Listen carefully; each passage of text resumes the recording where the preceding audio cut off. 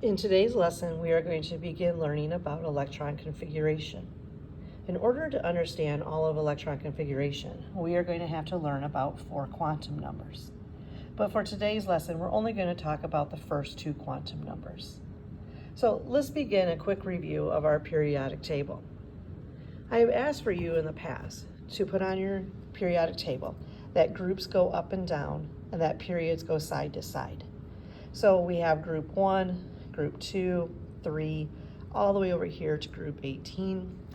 And I asked for you to number your periods going across, period 1, period 2, period 3, all the way down to 7 periods. Now, one thing that you will notice on my video here is that I moved the location of helium from group 18, and I'm asking you to not really move helium itself, but the atomic number of 2.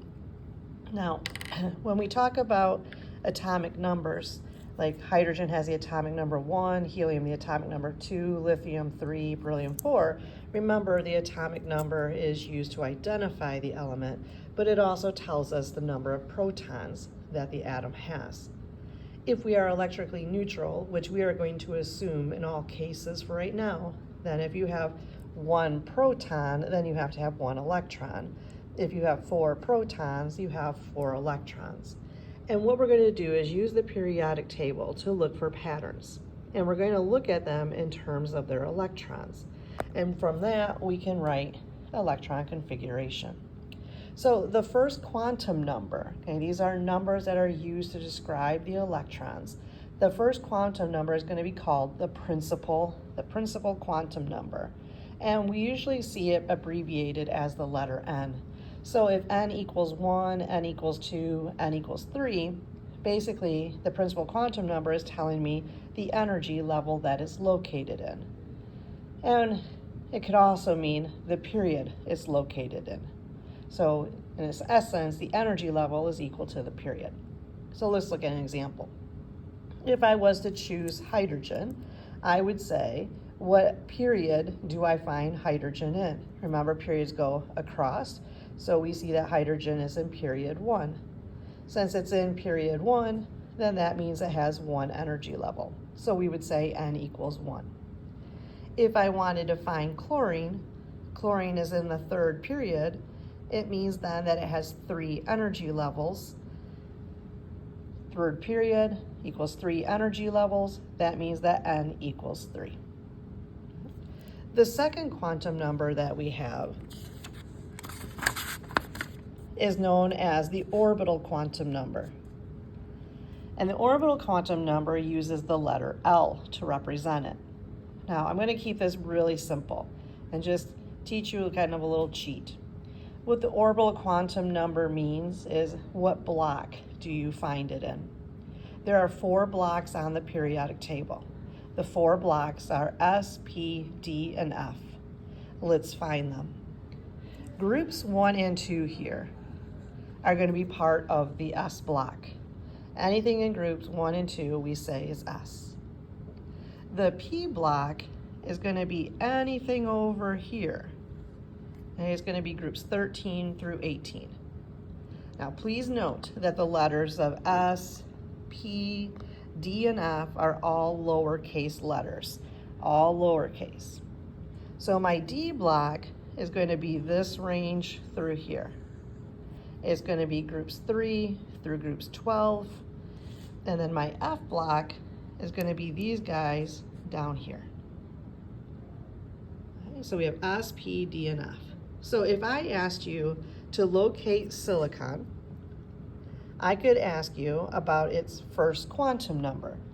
What is the principal quantum number for silicon? You would tell me, what energy level do we find silicon in? You would say it's in period 3, so it's in the 3rd energy level. I would then ask you for the orbital quantum number, or which block is silicon located in. Silicon is located in the P block. If I asked you for lithium, lithium is in period 2, so it has 2 energy levels, and is located in the S block. Now the letters S, P, D, and F mean something. They're talking about the movement of electrons, how they're moving around the nucleus of an atom. So if you are in the S block, you have one of the most simplest patterns or shapes of movement or patterns of movement there is, which is the sphere. So if we think about an atom being three-dimensional, we have a sphere, like a ball, around the nucleus.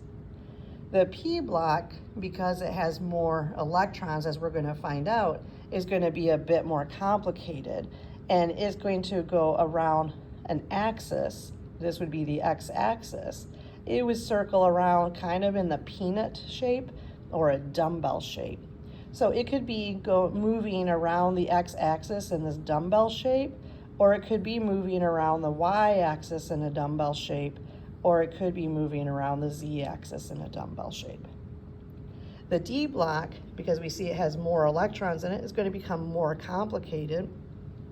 So it's going to involve two axes at one time, and it's going to give me the double peanut shape. So it can be going around the x and the y axis in this double peanut shape. Or it could be moving around the x and the z axis, or around the y and the z axis. The F block is way more complicated. We can't draw it. We can simulate it with technology, but we don't really need to worry too much about the F block at this time. Okay? So how do we use it? That's the big question. We are going to be writing electron configurations in this format of 1s1, where the first number is going to tell you the energy level, or the period, in which you find the electron. The next letter here of the block is going to tell me, am I in the S, am I in the P, am I in the D block? And then the superscript here is going to be the number of electrons used in that block. So it's going to be big number, little letter, and then an exponent or a superscript. Okay? So let's show it. This here is for hydrogen. Hydrogen has one electron. Okay? So basically, if I ask you to find hydrogen, you find the symbol of hydrogen, but then we pay attention to the number of electrons that element has, and it has one. So the first thing you're going to tell me is that it's in period 1. Because it's in period 1, that means it has the first energy level. You then find that electron 1, we see it's in the S block, and we write it as S. Now, how many electrons does hydrogen use? Well, hydrogen uses 1 electron. So the electron configuration is 1s1. Well, we can do the same thing for helium. We're moving helium's electron over here because what we'll learn is that electrons like to have partnerships. So hydrogen over here by itself is missing a partner. So let's just slide helium's second electron here. Well, we see that electron number 2 is located in period 1 and is also in the S block. So we could write it as 1s. But how many electrons total does helium use?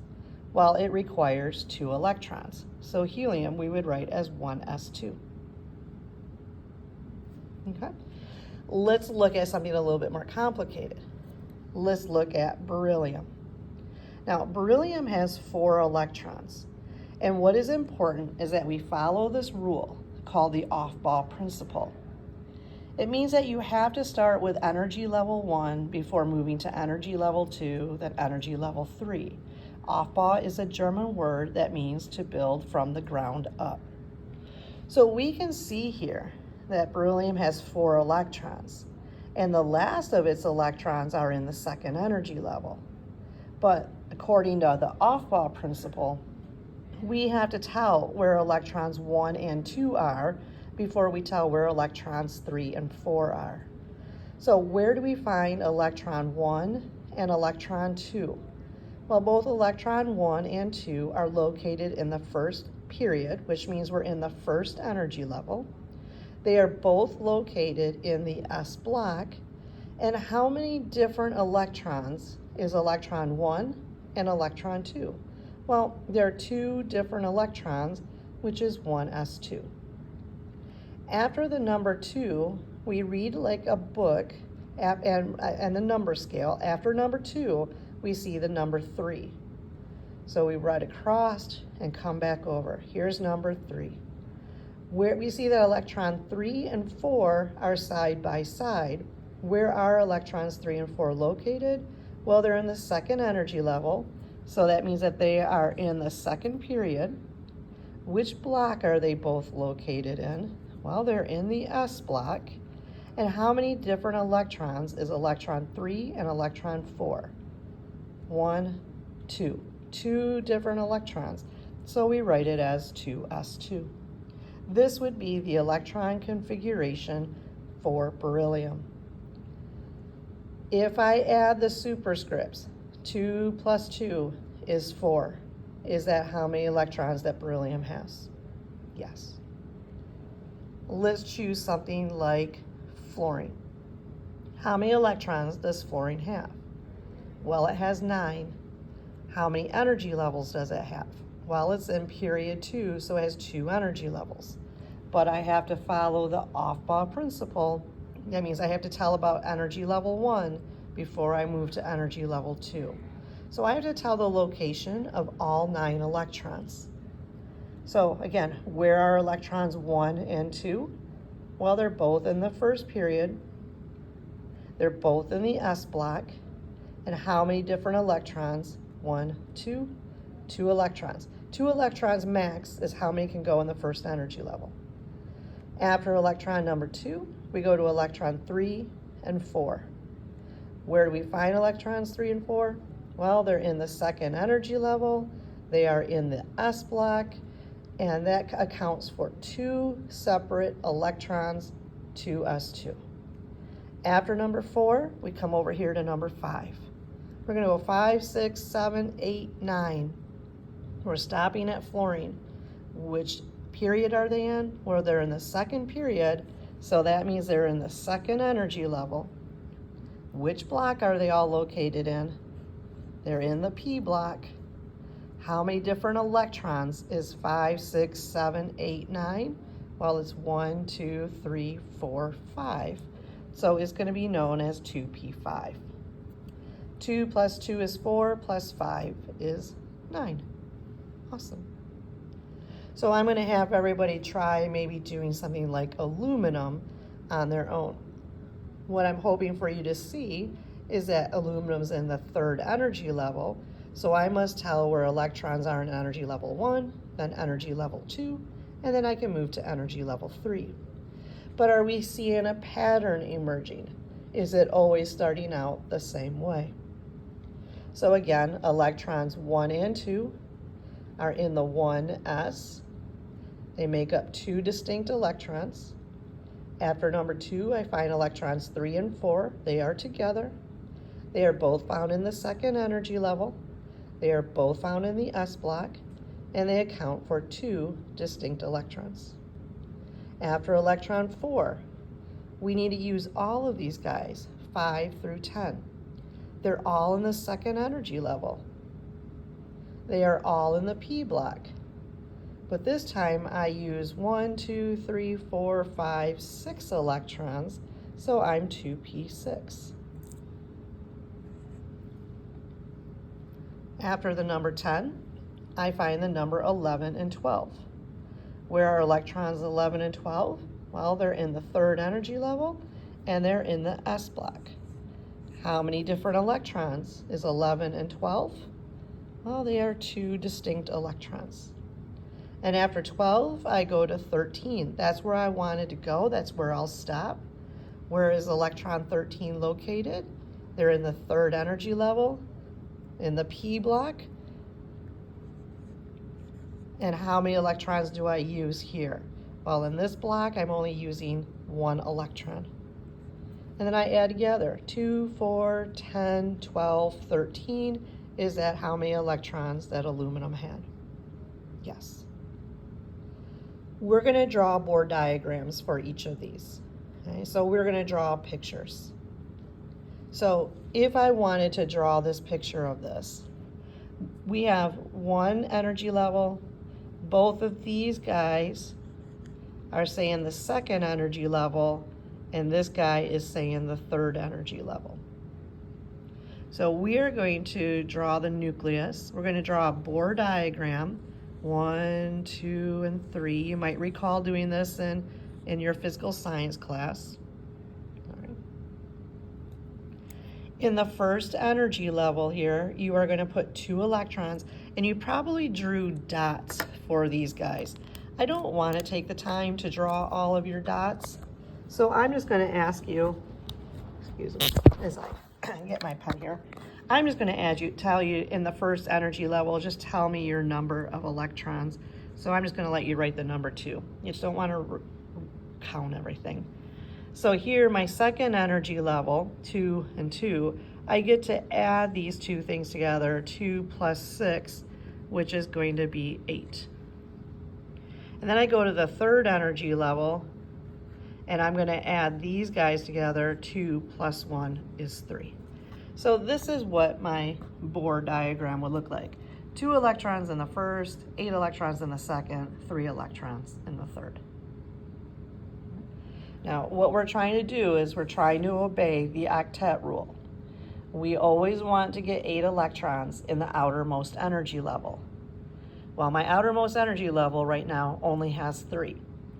So that means that aluminum is going to have to do something with its electrons in order to create bonds with other compounds, or with other elements to form compounds. And that's coming up in a future lesson. So I'm going to give a challenge problem to everybody, and I might choose cobalt. And when I look at cobalt on the periodic table, there are 27 electrons. So can you tell me where all 27 electrons are located? Now, try it on your own, and then draw the Bohr diagrams if you can, and then let's come back and see how you do. So put me on pause. All right, welcome back. 27 electrons. Electrons 1 and 2 are in the 1s, and they account for 2 electrons. Electrons 3 and 4 are in the 2s, and they account for 2 electrons. Electrons 5 through 10 are in the second energy level in the p block, 2p, and they 1, 2, 3, 4, 5, 6. After 10, we have 11 and 12. They are in the 3s, and they account for 2 electrons. I've got to go all the way through these guys. They're all in the 3p, but I'm using 1, 2, 3, 4, 5, 6, so this is going to become 3p6. Now when I look at my third energy level here, 2 plus 6 is 8. So this guy is obeying the octet rule, which means I want 8 electrons in the outermost energy level. But I'm now here at 18. Okay, so now I have to go to electron 19 and 20. 19 and 20 are here. They are in the fourth energy level. They're in the S block. So we would continue with 4s2. That means I get to open up a fourth energy level, and I get to put 2 electrons in there. So we're not obeying the octet rule yet, but we're less than 8, so that's okay. Now when I get here, I see that I'm entering the D block. Most likely, we wrote 4, and then we went to the D, and then we counted 1, 2, 3, 4, 5, 6, 7. Now, my fourth energy level now has a total of 2 plus 7, so that would have to become 9. What is wrong with having 9 in the outer energy level? Well, the octet rule says you can only have a maximum of 8. So we have a snafu. Anytime we enter the D block, we have to drop an energy level. So if this is 4s2, this has to become 3d. If this is 5s2, this has to become 4d. 6s2, 5d, and 7s2, 6d. And it has to do this because of the octet rule. So if I have my 4s2, like I said here, this now has to become 3d9.